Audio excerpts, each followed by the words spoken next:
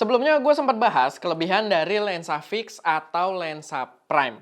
Dan pada video kali ini gue pengen kasih perspektif gue juga seputar lensa zoom.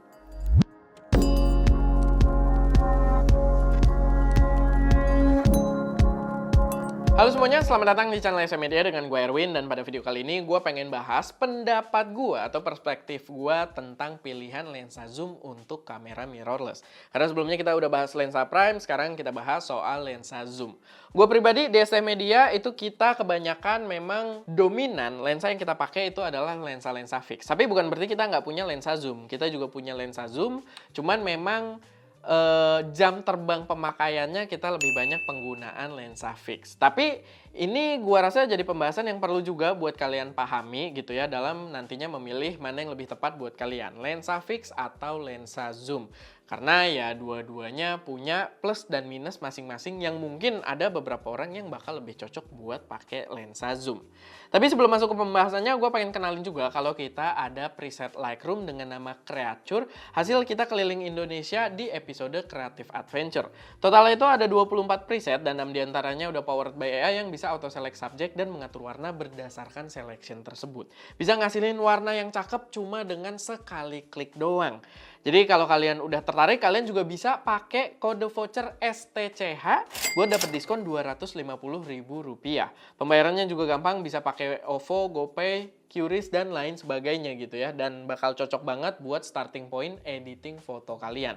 Kalau udah penasaran, silahkan langsung aja cek link yang ada di deskripsi. Oke, balik lagi ke pembahasannya. Jadi pertanyaannya cukup simpel, apakah lensa zoom jelek? Jawaban singkatnya dari gua, enggak. Karena sebenarnya lensa zoom sendiri itu menawarkan purpose yang agak berbeda. Tetap ada yang bisa menghargai fungsi dari sebuah lensa zoom. Bukan ada, bahkan banyak orang yang lebih terpincut dengan lensa-lensa zoom. Karena lensa zoom itu sebenarnya punya satu kelebihan yang sifatnya mutlak, yang nggak bisa ditawarkan sama lensa-lensa prime atau lensa-lensa fix, yaitu adalah fleksibilitas yang luar biasa. Gimana nggak? Mereka bisa menawarkan beberapa focal length sekaligus tanpa harus gonta-ganti lensa. Dan kalau kalian berada di posisi yang butuh waktu cepet gitu ya, kepepet, butuh momen yang dikejar-kejar, gonta-ganti lensa itu makan waktu yang luar biasa sebenarnya, apalagi kalau nggak ada asisten gitu ya. Jadi lensa zoom itu bisa jadi solusi banget buat banyak orang.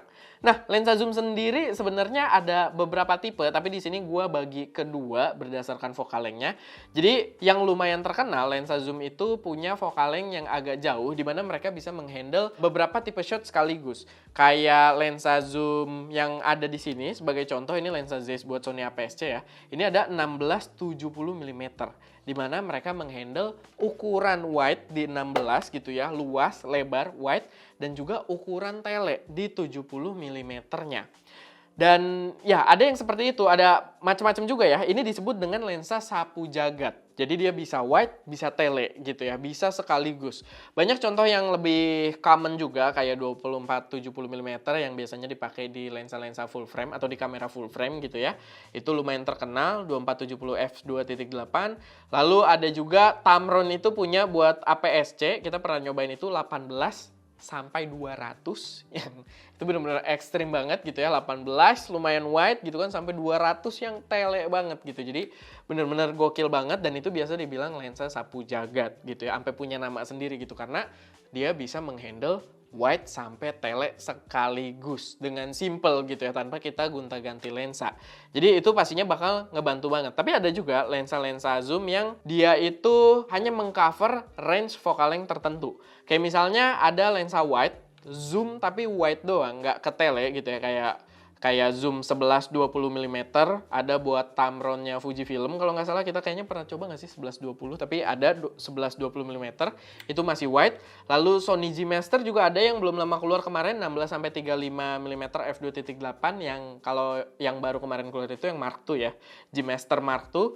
Lalu ada juga khusus lensa tele gitu, kayak Sony juga punya, di contoh ini ada yang kemarin Sigma baru ngeluarin buat Fujifilm itu 100-400 mm gitu. Jadi itu bener-bener ya tele doang gitu, nggak ada focal length wide-nya sama sekali gitu. Jadi ada lensa zoom yang memang mengcover bagian tertentu aja gitu, atau tipe komposisi tertentu.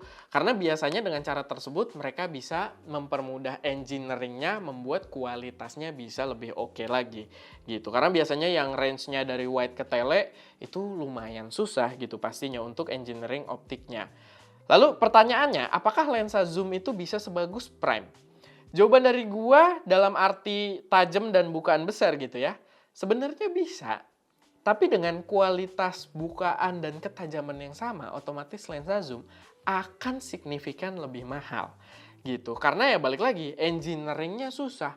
Kalibrasi optik yang bergerak ketika kita melakukan zooming itu susah kalibrasinya gitu untuk memberikan kualitas yang maksimal dengan ya bisa mengcover semua focal length gitu. Jadi bahkan kadang biasanya kualitasnya juga akan berubah seiring kita di wide atau di tele atau pada focal length tertentu itu bisa ada perbedaan soal vignette, ketajaman dan lain sebagainya gitu ya. Jadi emang susah, engineering-nya susah banget. Menurut gue jadi sangat-sangat wajar kalau harganya juga signifikan akan lebih mahal buat lensa-lensa zoom yang kualitasnya bagus. Nah, kalau kalian nyari lensa zoom dengan kualitas yang maksimal, ya itu otomatis kayak yang tadi gue bilang bakal mahal. Tapi dia tetap menawarkan fleksibilitas gitu, menawarkan poin value utamanya, fleksibilitas. Kita sih nemu sweet spot ya, kita itu ada pakai lensa, kita pakai lensa Sigma ya. Sigma 2870 untuk Sony full frame gitu ya. Nggak ada di sini karena lagi dipinjem sebenarnya lensanya. Tapi ya itu salah satu yang kita nemu lumayan sweet spot juga antara harga dan fleksibilitas yang ditawarkan. 2.8-nya juga konstan lagi. Jadi itu salah satu lensa yang gue rekomendasiin juga kalau kalian pengguna Sony full frame. Boleh dicek, kita ada reviewnya juga. Sama kalau kalian nyari lensa zoom tapi budget kalian nggak gede, zoom yang harganya murah, ya sebenarnya nggak apa-apa juga kalau kalian memang butuh zoom gitu ya. Tapi kalian harus paham kalau kalian harus berkompromi dengan variabel f gitu ya. Kayak f-nya 35 sampai 6 gitu. Kayak di sini juga f-nya 4. Ini konstan tapi 4 gitu. Jadi nggak terlalu gede, f-nya lumayan ya udah kecil gitu ya. f4 paling bukaan paling besarnya.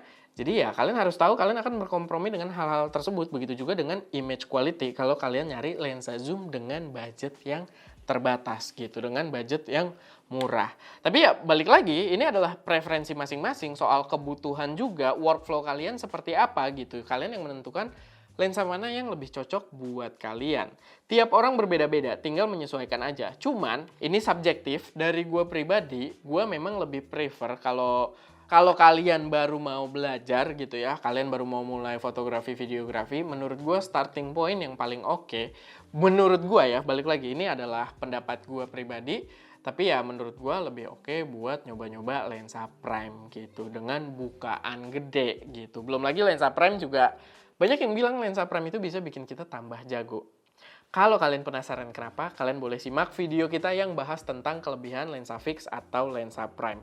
Karena video tersebut juga bisa bermanfaat banget buat kalian yang lagi belajar. Oke, paling itu aja sih sedikit pembahasan dari gue seputar lensa zoom ini. Kalau misalkan ada koreksi saran atau pertanyaan, silahkan taruh aja semuanya di kolom komentar. Gue kayak berasa ada sesuatu di hidung gue.